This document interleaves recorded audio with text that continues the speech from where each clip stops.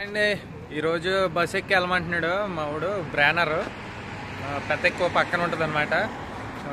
ఇప్పుడు వెళ్ళాలి బస్సు. ఈరోజు హ్యాపీ క్రిస్మస్ అందరికీ కూడా. నేను పొద్దున్న మార్నింగ్ బస్ స్టాప్లో ఉన్నాను. కరెక్ట్గా 6:10 అవుతుంది ఇప్పుడు టైం. బస్ స్టాప్ ఇది.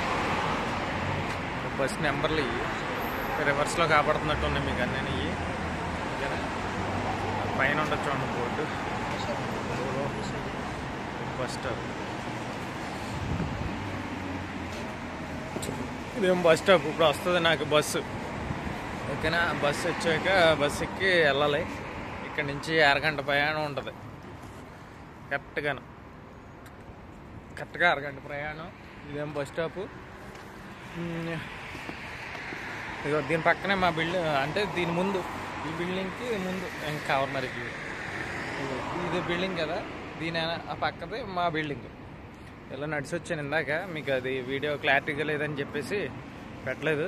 ఇంకా లైట్లు కట్టలేదు, తెల్లారింది అనుకుంటున్నారు. లైట్లు ఇవి పొద్దున్నే లగాలి. ఈరోజు బస్కి వెళ్ళాల్సి వస్తుంది. రోజు కారు వచ్చేది. ఓకేనా, అందరికీ హ్యాపీ క్రిస్మస్ అండి. మనకి ఇండియాలో బాగా ఎంజాయ్ చేయండి, క్రిస్మస్ బాగా చేసుకోండి. కాకపోతే ఇక్కడ మాత్రం క్రిస్మస్ అయితే ఉండదు, 100% ఉండదు. అంటే దేవుడు తిరిగిన ప్రదేశం, దేవుడు ఉన్న ఊరు, యాక్చువల్గా దేవుడు క్రిస్టియన్స్ దేశం కింద కొలువించే దేశం ఇజ్రాయెల్. కాకపోతే ఇక్కడ యాక్చువల్గా క్రిస్మస్ అన్నది ఉండదు. మన తెలుగు వాళ్ళ చర్చీలు ఉన్నాయి అక్కడక్కడ. తెలుగు వాళ్ళ చర్చీలు అక్కడక్కడ అంటే ఇజ్రాయెల్ మొత్తంలో ఏమన్నా 4-5 ఉంటాయి నాకు తెలిసి అనుకుంటున్నాను నేను. ఏంటి ఒకవేళ ఇంకా ఎక్కువ ఉంటే కామెంట్ చేసి చెప్పండి, నాకు ఇబ్బంది ఏం లేదు. తెలియాలి కదా. నాకు తెలిసి ఇక్కడ హోలోన్లో చర్చ్ ఉంది తెలుగు వాళ్ళది, క్రిస్టియన్ హోలోన్ అని చర్చ్ ఒకటి ఉంది. నేను ఆ చర్చికి వెళ్ళాను. అక్కడ తెలుగు వాళ్ళు అయితే బాగా వస్తారు జనం. అక్కడ 3 చర్చిలు ఉన్నాయన్నారు. నేనైతే హోలోన్లో ఉన్నాను. అదేమో అది వచ్చేసి మనకి యహూద్లో హోలోన్ అని చర్చి ఉందన్నమాట. మీరు మళ్ళీ కన్ఫ్యూజ్ అవుతారు. యహూద్లో మనకి 4-5 చర్చిలు ఉన్నాయి. సో దాని మీద మళ్ళీ మీకు చెప్తున్నాను అనమాట. ఓకేనా, అందరూ బాగున్నారు కదా మరి అండి.